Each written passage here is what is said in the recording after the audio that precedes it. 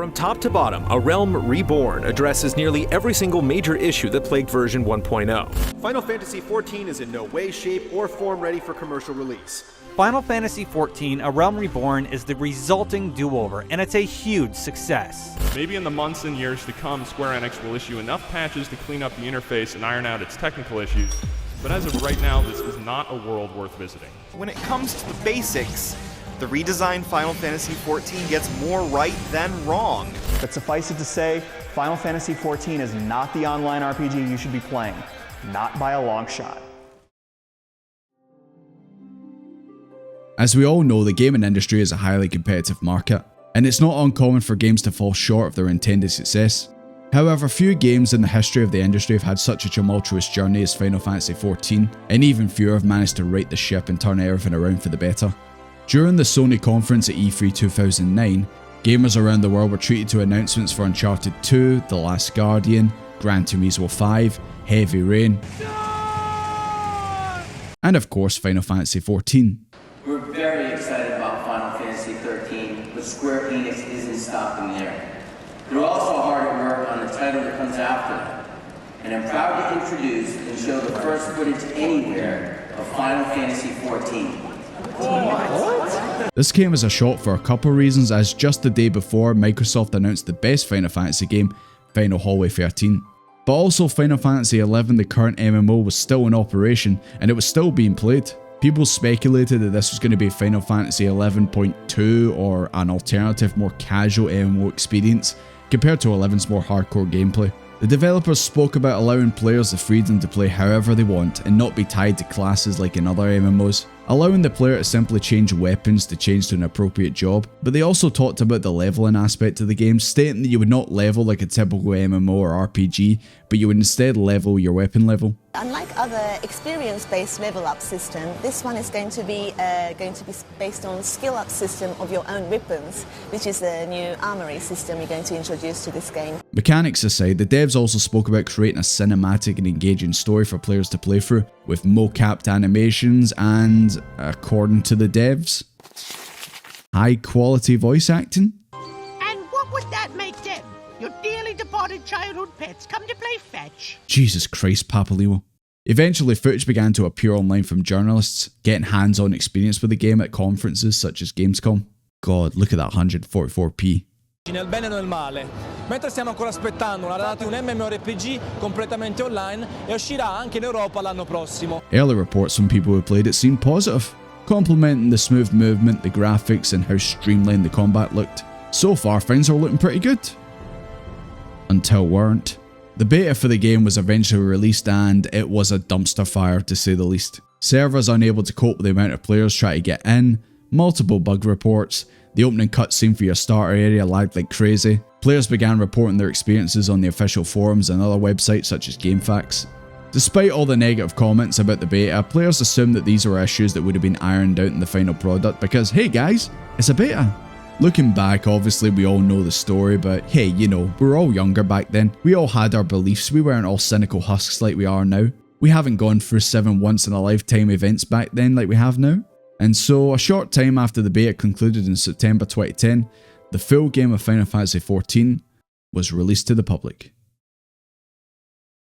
Unless you've got the patience of Job or some kind of masochist, you shouldn't play Final Fantasy XIV. Its problems are so vast that I could spend hours talking about them. Despite the fact that this isn't Square Enix's first stab at an MMO, Final Fantasy XIV falls flat at almost every turn. The most egregious error is that for a game this complex, Square Enix doesn't take the time to teach you the basics. The awful interface, the recycled content, the stringent limits on questing, the useless maps, the stupid market ward, these issues and dozens more constantly have you asking that age-old question, what were they thinking?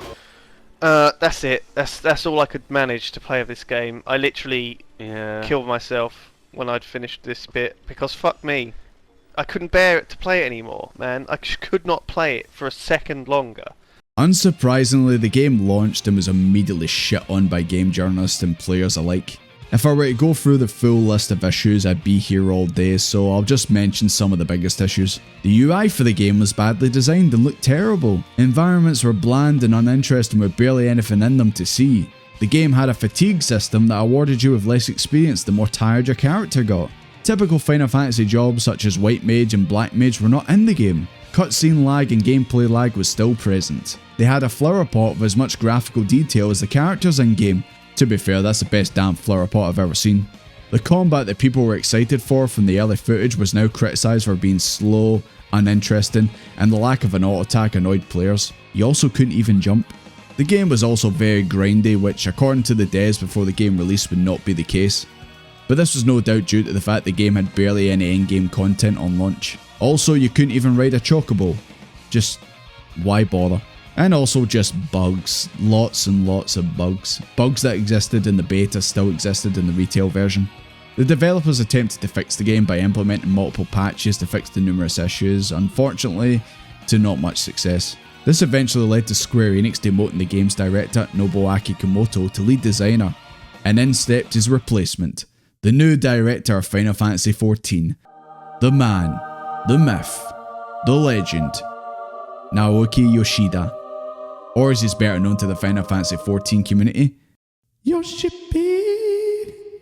Fun fact, this was actually his first Final Fantasy game he ever worked on, and honestly you could not have given this man a tougher job to do. But Yoshi-P, yes, I'm going to keep calling him that throughout the video, being the absolute Chad that he is, wasted no time in figuring out what was wrong with the game and prioritised what needed to be fixed to make the game somewhat enjoyable. He added the auto attack. But he also added all these too. Even though Yoshi-P and the devs fixed a lot of issues with the game, what they essentially did was the equivalent of shining a turd. It was still a turd. The engine the game was based on was just not cutting it for what the team wanted to do with the game, and the persistent issues with lag were always present due to how the game was made on the existing engine. And so Yoshi-P made the decision to take the game offline and completely remake it from scratch. You know, just a small change, no big deal. It was a crazy idea that had no guarantee of success, and in this day and age most companies wouldn't do this. They would just cut their losses and leave the game in maintenance or just shut it down completely if it was costing too much. Leading up to the shutdown of the game, the developers did one of the coolest finds I've ever seen in gaming, and it's something I can't think of any other game actually doing.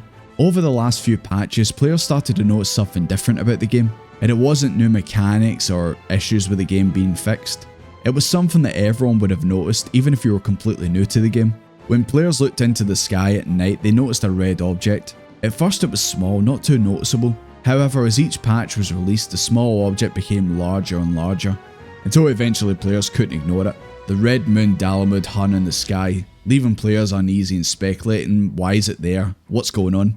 And eventually, on the day of the game being taken offline, players got their answers.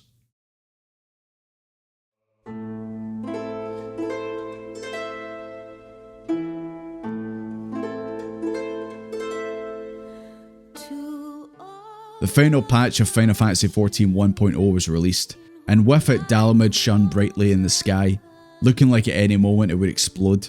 Players gathered together knowing that this was the end of the world and said their goodbyes to each other, promising to find each other in whatever came after. All the while a certain song could be heard in the wind, signalling the end of 1.0.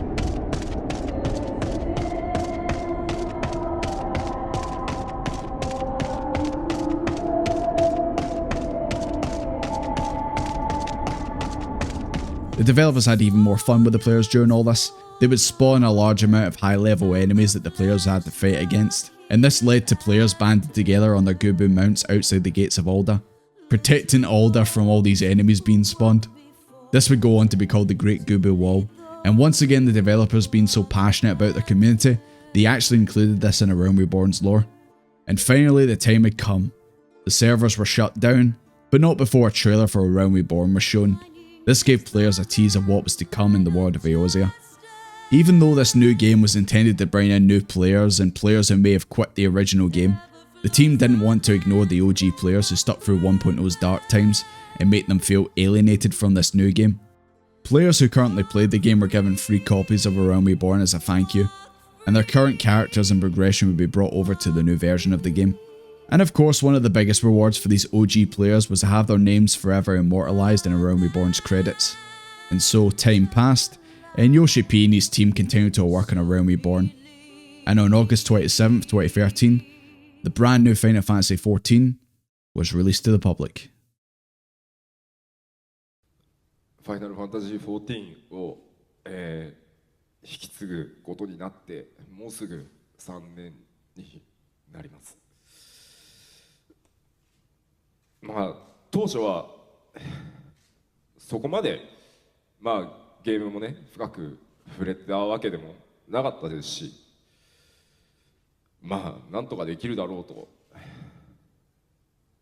まああとはやっぱり自分自身 FF が好きで、まあ MMO が好きで、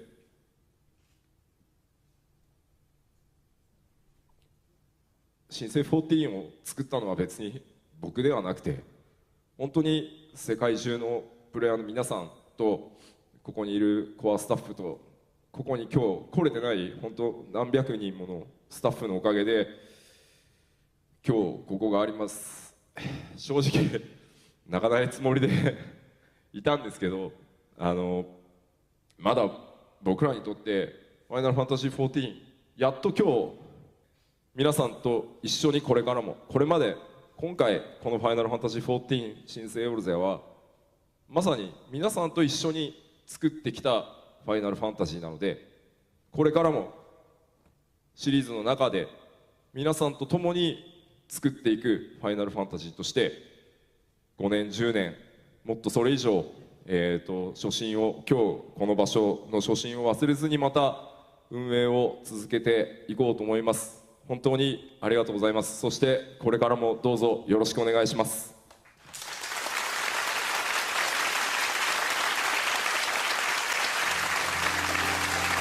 3 years ago, Square Enix released Final Fantasy XIV Online. In our original review, we blasted the game for its numerous design and gameplay flaws. Final Fantasy XIV A Realm Reborn isn't a big step forward for online role-playing games in general, but it sure is a big step forward for Final Fantasy XIV. It's clear A Realm Reborn is a much improved game, but it's only now that we've completed the story and participated in the endgame that we realize the full extent of the improvement.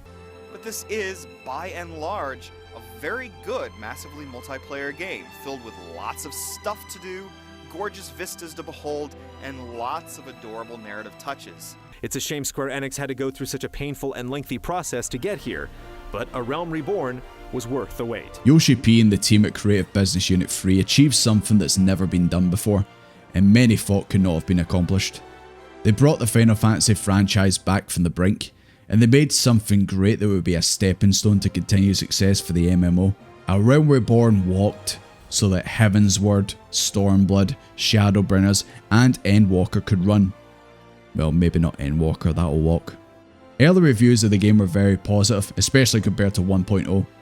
Player feedback on the forums and other social media was also positive, and as a result the game had a massive increase of players jumping into the world of Eorzea. Of course, like with every MMO, there were some teething issues such as long wait times to log in, server crashes, and a few bugs here and there, but compared to 1.0 it was a night and day experience. An unfinished product versus a carefully crafted completed product. The devs learned from the mistakes of 1.0, and they also spoke to the community regularly to get feedback from the players. They engaged in open communication, regularly communicating through the forums and live streams, and actively incorporated player suggestions into the rebuilding process. This level of transparency and collaboration fostered a sense of community and trust, reigniting the passion and enthusiasm of the player base. 大丈夫です。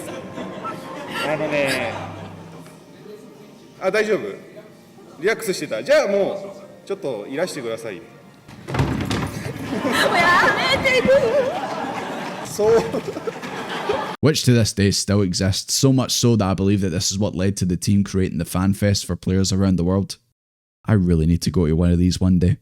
So what exactly did it do to be so successful? What did it do differently from 1.0? What was added? What was removed?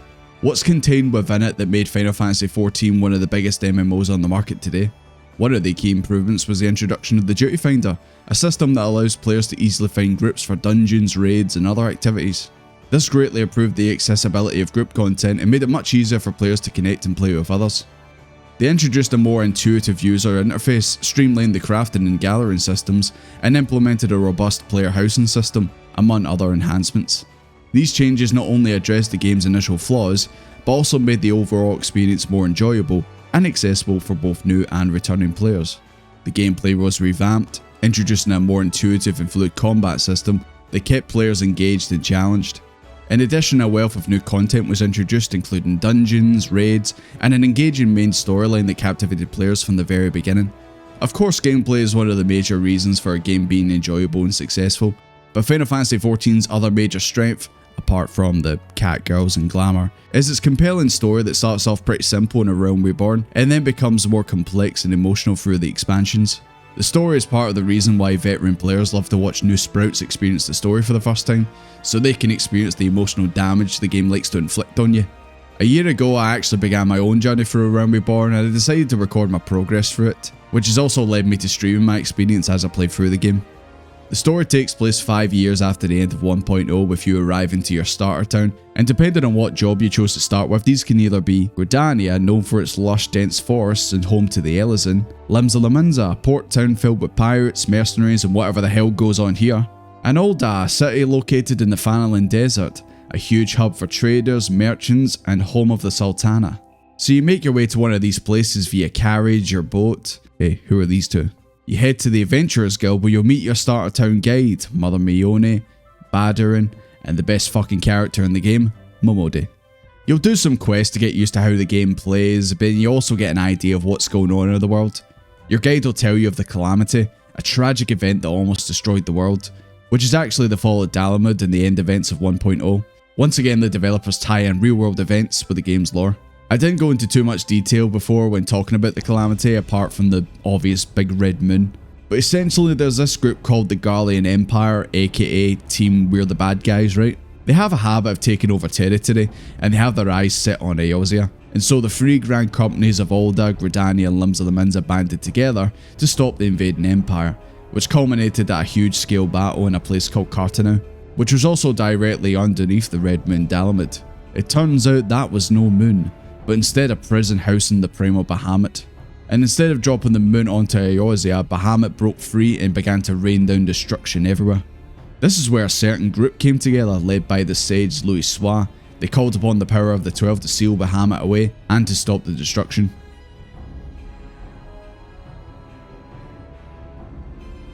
Unfortunately, it was not enough, and Bahamut broke free of the seal.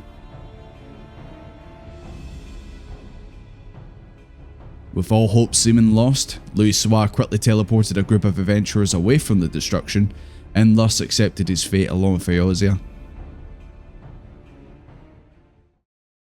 But Eorzea's fine though. What do you mean it got blown up by Bahamut?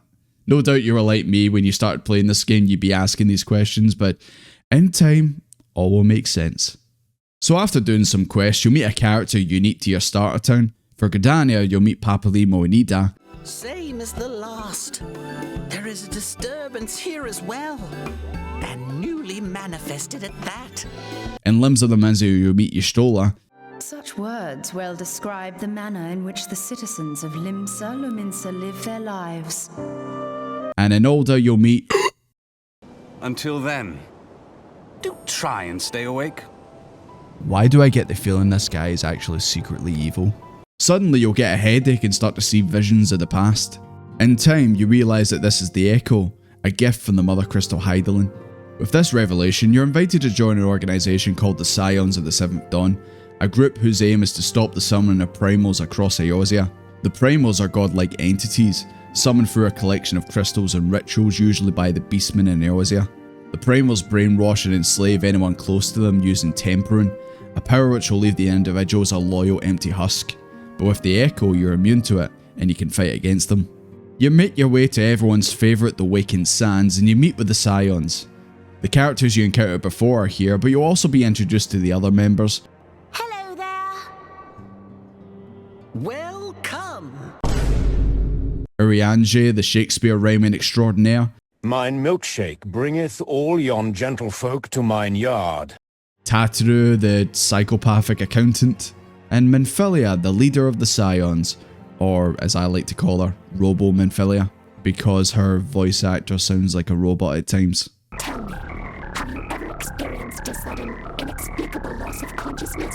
With your gift to the Echo, the Scions ask you to join them in combating the primal threat. Basically, they want you to be the primal exterminator since the rest of them will get brainwashed by a primal's tempering. Minfilia actually has the Echo too, but come on. Who are you going to send to fight the primals? This guy? Or her? Actually, you know what? I think this place is screwed.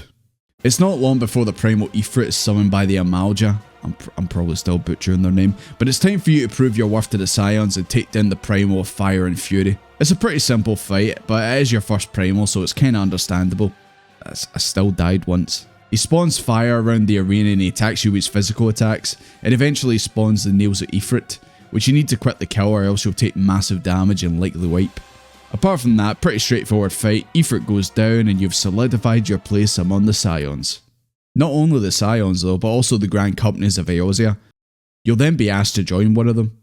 These Grand Companies are essentially, what colour do you prefer? And apart from the location of the Grand Company, there's not really much difference between them. But you do get to watch the leaders of each company give a big speech like it's a big recruitment drive.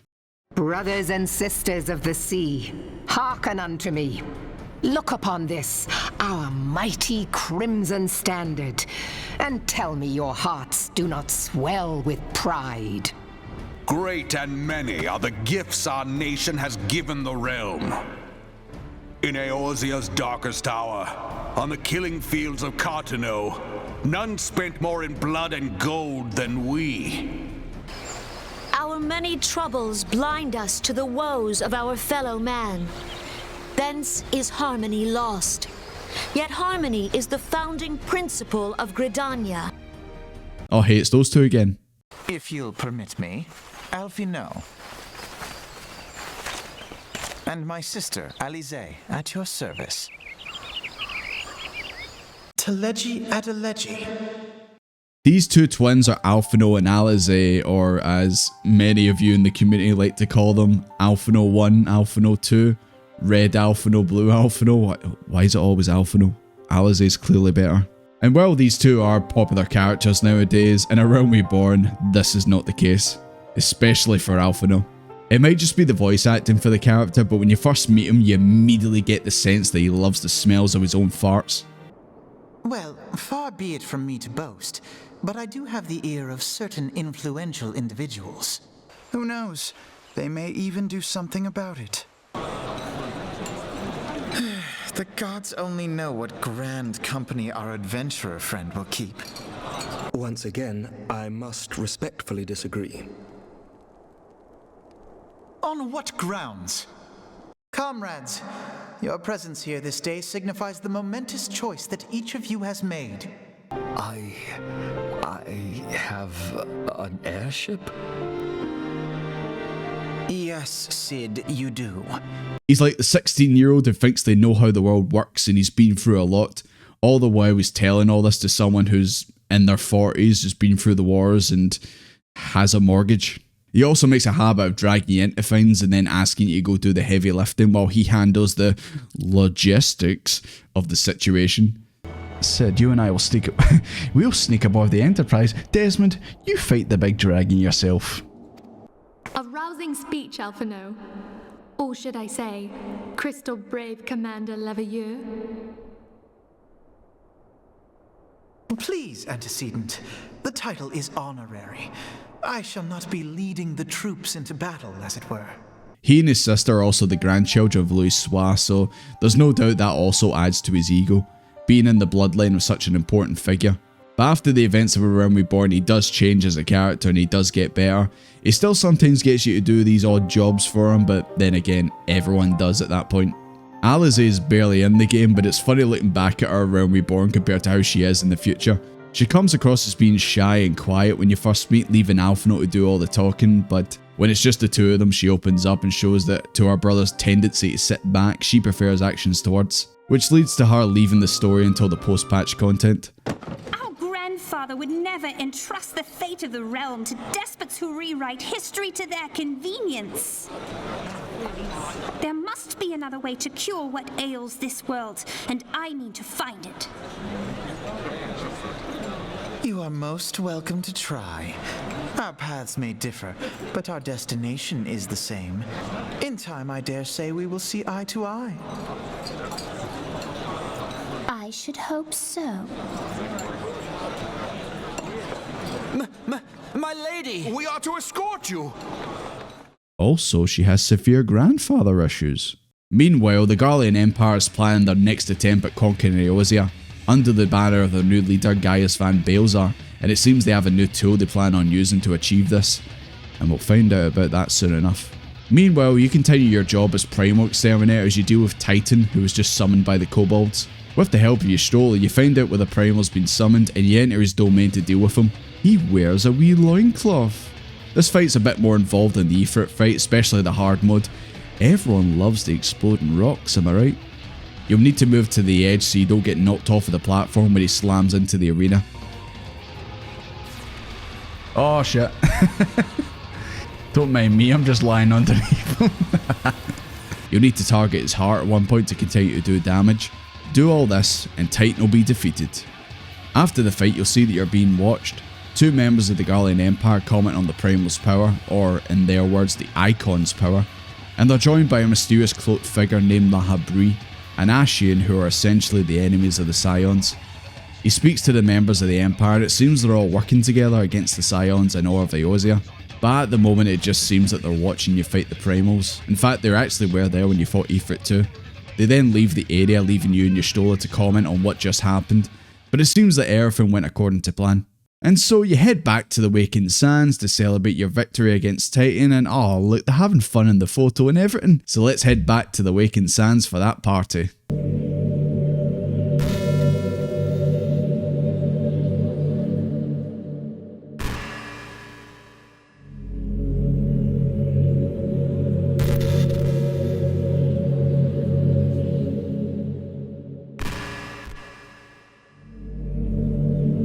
I guess they started early. The Wakened Sands has been attacked by the Empire, most inside have been killed, but Minfilia, Uriangi and Papalimo survived and they've been taken prisoner. You find out that in event of an emergency, any surviving Scions are to head to a church in Fanlin for help. You make your way to the church when you meet a priest named Marquez, who you ask for help. When suddenly, Alphino bursts into the church and decides to make Marquez have a midlife crisis. A Sid-like crisis if you ask me. It turns out this is not Marquez, but in fact this game's version of Sid, a recurring character in every Final Fantasy game. This Sid is actually from the Garlean Empire, but he defected to Eorzea to work alongside the three Grand Companies to fight against them. However, during the Calamity he was badly injured by Bahamut's destruction, and even though he survived, he suffers from amnesia and he forgot who he is. He was taken in by the church and allowed to live under a new identity, but Alphino reminds him of who he is and what he stood for, and so Sid's memories return, well, some of them, just enough to get the plot moving again. It turns out a new primal was about to be summoned, this time as the Ixo summoning Garuda, the Lady of the Vortex. We learn that they plan to summon her in a place called the Howling Gale, and we can't get into it on foot. This is where Sid comes in. It just so happens he has an airship called the Enterprise that can get us into the Howling Gale. There's just one problem. Sid doesn't know where he parked it. And so you, Sid and Alphino go on a journey retracing Sid's few memories to find the airship, and this leads you to the frozen ways of Coerthas. From here you'll learn about the city of Ishgard and the Ishgardians, you'll get pulled into political affairs, witch hunts, and all sorts of roadblocks while you try and find Sid's missing airship. You might even run into an evil version of yourself.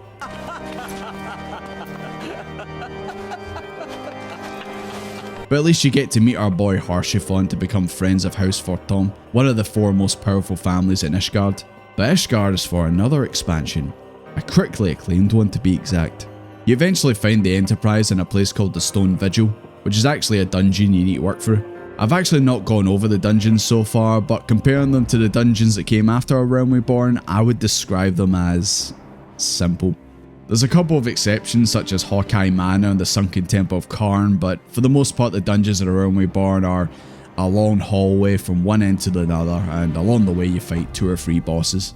I know you could say every dungeon's basically that, but the dungeons that come in the later expansions throw in more mechanics as you progress through them, as well as having bosses with unique mechanics themselves. That being said though, if you play the hard mode of A Realm Reborn dungeons, they do throw those extra mechanics in for you, so it's entirely up to you. Just another smart thing the developers did to keep the players entertained. At the end of the Stone Vigil, you finally find the Enterprise. It's just behind this big sleeping dragon, no big deal. Lahabrea the Ascian shows up. Hello. But instead of watching, he decides to try and kill us this time. He awakens the dragon and then he leaves you to deal with it. The fight's pretty straightforward, just look for the AoE on the floor, avoid it a couple times and you'll easily kill it. It's really simple. You, Sid and Alphino board the Enterprise and you make your escape from the Stone Vigil and arrive in Gridania. There's a reason why Sid brought you here. Due to the strong winds of the Howling Gale where Garuda resides, you need to find a corrupted crystal which you can use on the Enterprise to pierce open the wind and safely travel through to Garuda's domain. So after a few odd jobs later, you acquire a corrupted crystal and Sid wastes no time implementing it onto the Enterprise, and you make your way to the showdown with Garuda. On your way there, Sid finally regains his memories. He remembers flying the Enterprise with adventurers just like you, which is actually the group of adventurers Louis Soir teleported in the trailer. And these are actually self-inserts of the players who were there when 1.0 ended. Sid also remembers when he was a silly wee guy, being a young prodigy of engineer and magitech. A young prodigy admired by all, exactly like his father. It was only natural that the precocious young student should become an engineer. Had his father not done the same? And it turns out his father had a hand in creating the Red Moon Dalamud, which no doubt lended to Sid's betrayal of Garlemald and eventually his amnesia after the events of the Calamity. Also Daddy Gaius? After playing through more of the game, I know for a fact a few people call him that. Anyways, all of the Sid backstory will come up again later, and in time the later expansions. But for now, you make your way through the Howling Gale, and you confront the primal Garuda.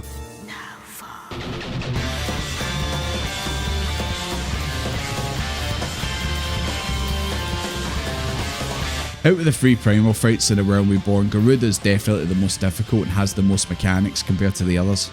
She'll drop feathers from the sky that will attack the party. She'll use a massive wind attack that you need to avoid by hiding behind the stone pillars in the arena. You'll have 4 to hide behind at first, but as the fight goes on they'll crumble away and you'll have even less to hide behind. Apart from that, another relatively straightforward fight.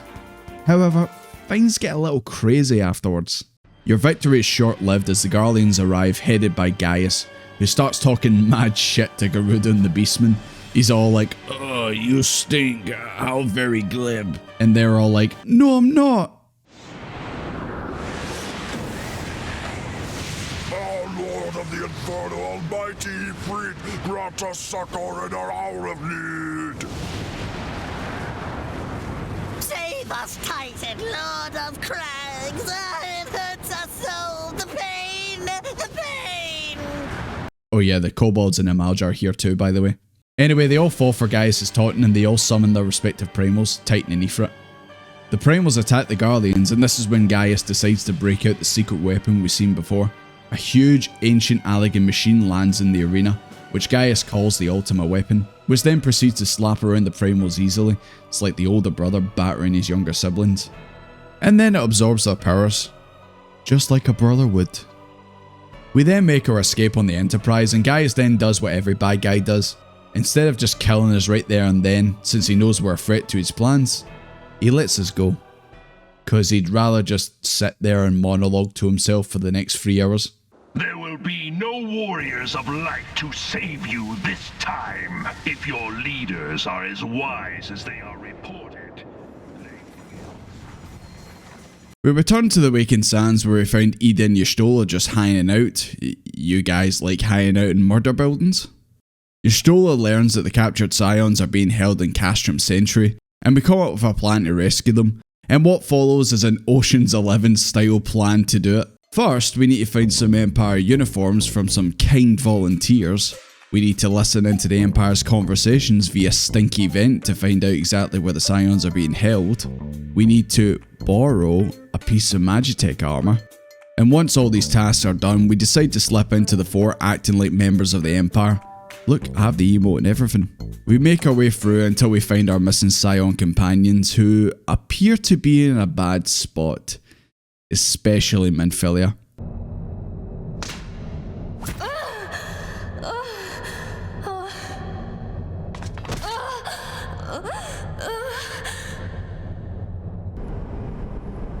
This is a fucked situation. You make your escape to the back of the base, but oh no, a cliff! These bastard Garleans thought of everything. They have the Scions pinned to the edge and at their mercy, but Sid and the Enterprise make the save. But just before we make our escape, the Ashen Lahabrea makes his appearance, as if things couldn't get any worse.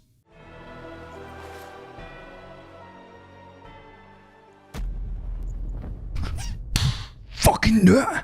I fucking knew he was evil. I knew it. I said it. I said it from the start. You piece of shit. Yes, that bastard Thancred is actually Lahabrea. But he's also not Lahabrea, he's just possessed. It turns out Ashians need to possess a physical body, as they are essentially ethereal beings, and possessing people allows them to slip in undetected to certain areas or groups such as the Scions. Of course, Minfilia is absolutely distraught over this revelation. Thancred! No! And of course, I too was also saddened by this. I'll break his arm. Don't you worry about that, I'll break his arm. After we escape from the Empire, we head to Alda to meet with the leaders of the Grand Companies, since they're having a wee meeting. We tell them of the Empire and the Ultima weapon and we ask for their help. Of course they agree to it, as this is a threat to all of Eorzea. And so, Operation Archon begins, which involves the Scions and the Grand Company's forces taking the fight to the Empire's doorstep at a place called the Praetorium. Somewhere that Final Fantasy XIV veterans are very, very, very familiar with. But there's a massive Magitek field surrounding it, preventing its entry. So we have a couple of tasks that we need to do before we can confront Gaius in the Praetorium. We need to eliminate its closest allies, Ratatan Sas Arvina, Livia Sas Junius, an absolute bastard, and we need to find a way to lower the Magitek field. So we confront Ratatan at one of the strongholds and engage in glorious combat. His shields are impregnable. His words, not mine. This section was originally 4-man content, but the devs changed it to be a solo fight. In the past, this fight was actually really difficult, but they made it much easier for solo players. I still died at least once during my playthrough. My pride was hurt. Still, it's a fun fight. He's like a walking artillery unit. He fires missiles at you, he causes earthquakes, and even though you put him down, he keeps getting up. You gotta applaud the guy and his determination.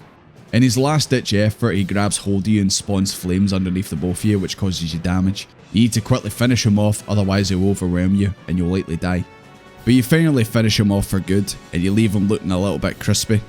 And you move on to dealing with the Magitek field, which means you need to tackle the next dungeon, Castrum Meridinium.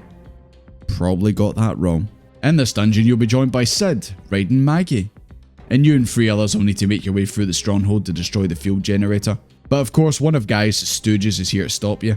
It's time to get revenge for the Wakened Sands. I should also point out, while you're fighting her, Cid is still riding Maggie, and he's using her to blow up the Magitek field.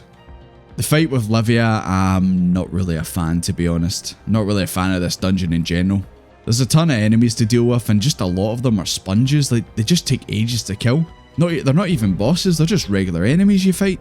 Livia zips around the arena constantly, and playing as a melee class means you're going to be chasing her around for a good portion of the fight, or you'll just be spamming your weak ranged move if your job has one. She also paints the Union Jack on the ground at one point. Fucking British. Other than that, the fight isn't hard, it's just a bit tedious. And so we finally get revenge for the Wakened Sands and the wee cabbage. After the fight, Cid blows up the Magitek field, and the way to the Praetorium is now open.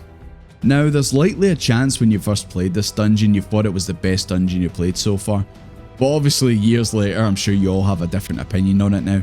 Still, non-skip cutscenes and grinding aside, the Praetorium is a fitting end to the journey you've been on so far in A Realm Reborn. You arrive via the Enterprise and are once again joined by Cid. You make your way inside and you quickly bump into Gaius just vibing in the control room. Surely the dungeon isn't that short, right? Of course, this is a bit of a reunion for Cid and Gaius. Gaius tells Cid of his father's involvement in the Meteor Project, the same red moon that contained Bahamut.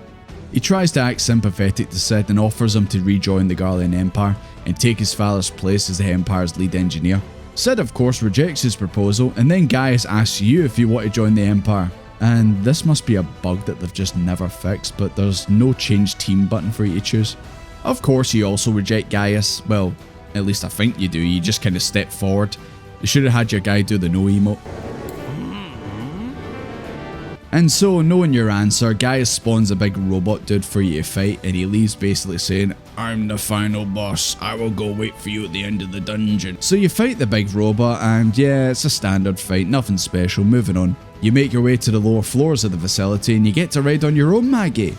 You use the Magitech armor to mow down enemies until you get to a door that needs to be opened using the full power of the Magitech armor. With the door blown open, we get to our next fight in the dungeon with someone who is loved and hated, depending on who you ask in the community. Nero Toscava, one of the best engineers in the Empire and former classmate of Sid. Oh my god, they were roommates.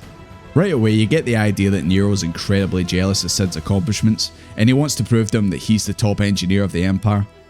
I mean, Sid's not in the Empire anymore, so it's a one-man race. Nero, you win. Good job. The fight's pretty straightforward. It's much better than the fight with Livia. He wields a giant hammer that he knocks you back with, and he spawns a Magitech claw that homes in on you and explodes. He does jump to the side of the arena, but not as much as Livia does. And once you finish him off, he'll cut off the lights and he'll make his escape. Like a wee snake. Not before letting you know that the Ultima weapon has reached full strength and is ready to be unleashed upon Eorzea. So yeah, you can bet that's not the last time we'll see Nero. Yay.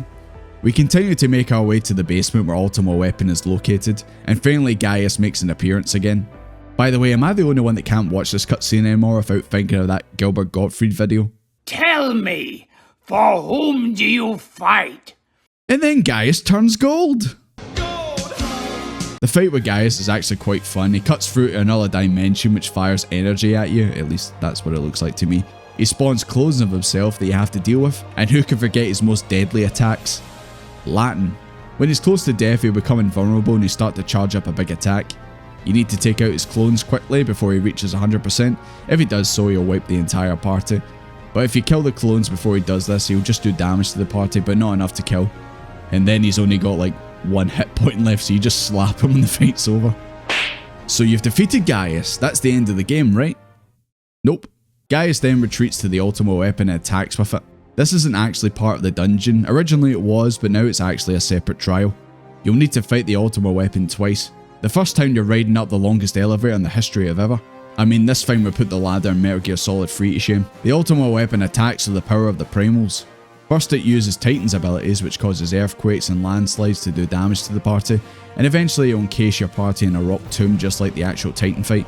It looks like this could be the end, when suddenly Mummy Crystal Hydaelyn comes in with a save. She shields you from the damage and removes Titan's powers from the Ultima weapon. That is so cheap, I actually feel bad for Gaius. Gaius can't believe it, but he still thinks the other two primals will be enough to finish you off. He uses Garuda and Ifrit's powers, but once again Hydaelyn steps in to stop the power and removes them from the Ultima weapon. This leaves it wide open to attack and you quickly burn it down to 20% health, and then the next unskippable cutscene plays. And it quite possibly contains not just the most famous line in A Realm Reborn, but potentially all of Final Fantasy XIV. You know the one I mean. Lahabrea shows up again and basically lets Gaius know that he's been used and abused for the Ascians' benefits. And then he decides to unleash a spell to rival Meteor's destructive power to wipe you out for good.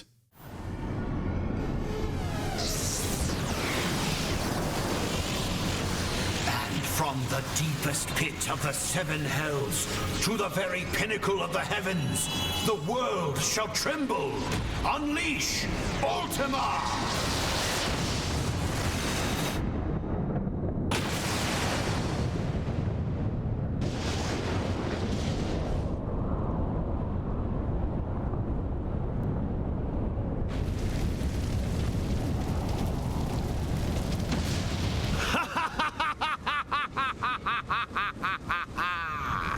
Such devastation! This was not my intention! Hydaelyn once again shields you from the blast, but in doing so she's used the last of her power. From this point forward she can't save you from another attack like that. Knowing this, Gaius attacks in the Ultima weapon and the real fight begins. He starts pelting you with lasers, missiles, tank busters, as well as these orbs that when they collide they do big area damage. The intensity of the fight is definitely dialed up as your back's against the wall without Hydaelyn, and Gaius is holding nothing back, pushing the Ultima weapon to its max. When close to death he'll cast Ultima once again, and you need to quickly kill him before he casts it, otherwise your whole party will wipe.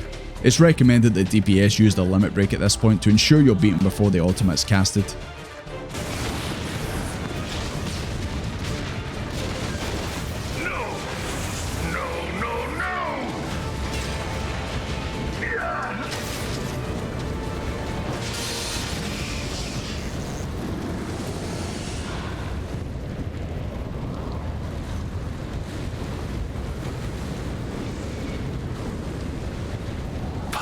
Pathetic.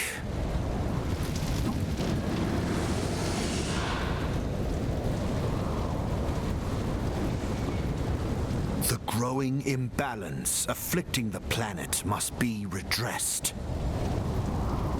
If it is permitted to worsen, the very laws of existence, both etheric and physical, will be warped beyond all recognition. Needless to say, both you and your Scion accomplices cannot be suffered to interfere in this endeavor. You will not leave this place alive.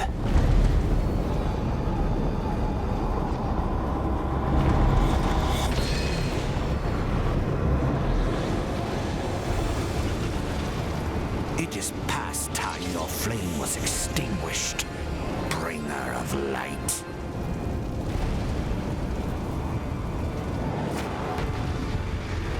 And here we are, the final fight of A Realm Reborn, you versus Lahabrea. Still in possession of Thancred's body, most players would have been torn having to fight their fellow Scion. I was not one of these players. I've wanted to do this for a long time, Thancred. Give me a Thancred, I'm gonna fucking batter you. Of course he killed me a couple times, that was embarrassing. He loves doing AoE attacks that do massive damage. And also there's only like one small safe space when he does this, so you're probably going to be taking massive damage on your first try. In fact, he's got a couple attacks that you can't avoid and you're going to be taking a decent amount of damage regardless. I can't actually imagine players who had to do this fight as a healer. I am so sorry for you. But eventually Lahabrea spawns these spheres that you have to try and kill before his attack gauge reaches 100%. It's actually impossible to do this. You might be able to kill one or two in time, but eventually it will reach 100%. He'll trap you in chains and hit you with the attack, killing you instantly.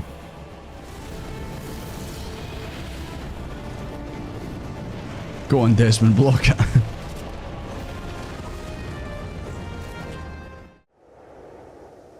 So yeah, that's the end of A Realm Reborn. I bet you didn't think that you actually die at the end of this MMO. You know, you tried your best to beat Lahabrea, but in the end, it wasn't enough.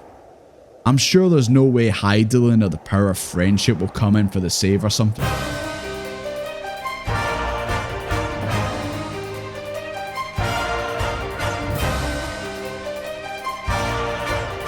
I love plot armor. Once again, you rise up to the dark and you fight Lahabrea once again. Shrugging off most of his damage and healing over time, you're literally using cheats.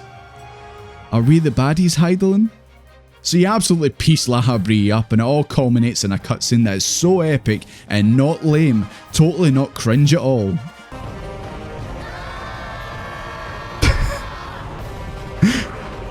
Oh my god, the power of friendship. Once again, the power of anime friendship remains the strongest thing in the known universe. Just ahead of the student councils in anime. And so Lahabrea is defeated. But what about Thancred? Lahabrea said he could end up dying too if we forced him out of his body. Yeah, he's fine. You hop aboard your Magitech armor with Thancred's lifeless form and you make your escape from the exploding base. He's still in there. Sid, has there been no word? Nothing. Nothing at all. Damnation! He's going to make it, I know he is. Ida is right. We must have faith. There!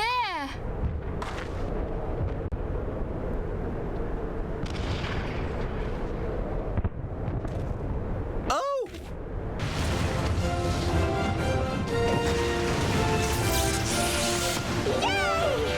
Our warrior of light. Yes, the hero returns. Look! Thancred is with him! Thank the 12! Thank Hydaelyn. Welcome home.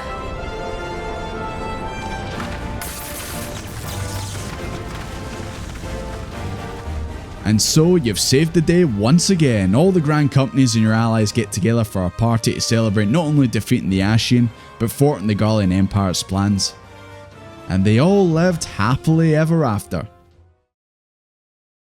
Or did they? Just like with every expansion, after you've played through the MSQ and you've reached the end, you now get to play through the post-expansion content. This includes more story that ties up the loose ends and lays the seeds of the next expansion story. You also get to do 2 raids that every expansion has. The first is the 8-man raids, where from my experience always seems to involve characters you're already familiar with, and it usually has ties to parts of the expansion story. In the case of A Realm Reborn, we have the Coils of Bahamut, which tells us about what happened on the day of the Calamity and ties up certain characters' storylines. The second raid type is the 24-man Alliance raids, which sees you form 3 parties of 8 players, so 3 tanks, 6 healers and 15 DPS in total. In A Realm Reborn, you take on the Crystal Tower, a mysterious structure that rose from the ground in the wake of the Calamity. You join the expedition team that includes Sid and Grahatia, a new character introduced in the raids, and he's also apparently everyone's favourite cat boy. I don't see it. Also, Nero comes back! He turns purple at one point. That's what you get. These raids are a good introduction to new players, like might not be too familiar with raids and have just played through the MSQ.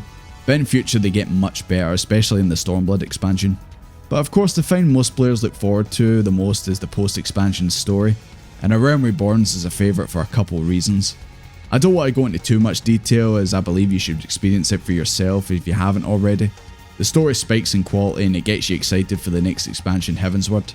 All I'll say, it involves deception, betrayal, and banquets. We all love banquets, don't we?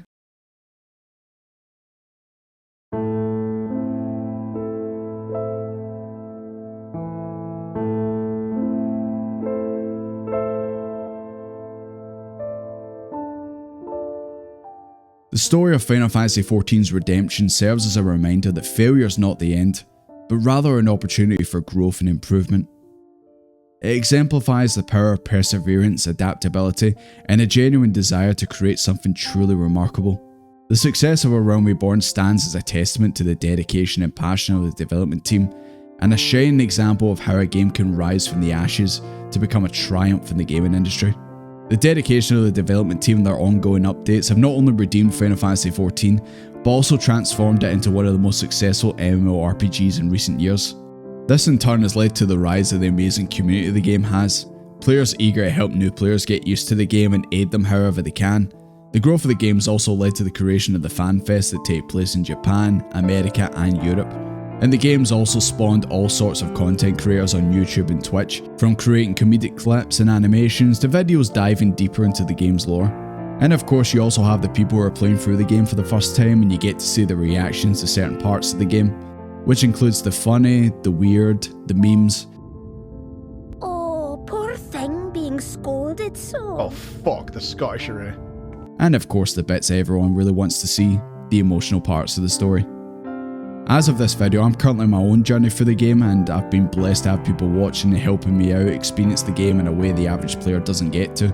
I'm currently playing through Shadowbringers and so far really enjoying it, but I haven't been able to stream for a couple of months, but I'm looking to start again soon, so if you want to come hang out and help me through the game, then you're more than welcome to. I usually stream on Twitch, but I will be simulcasting to YouTube too when I start again, so just use whichever one you prefer.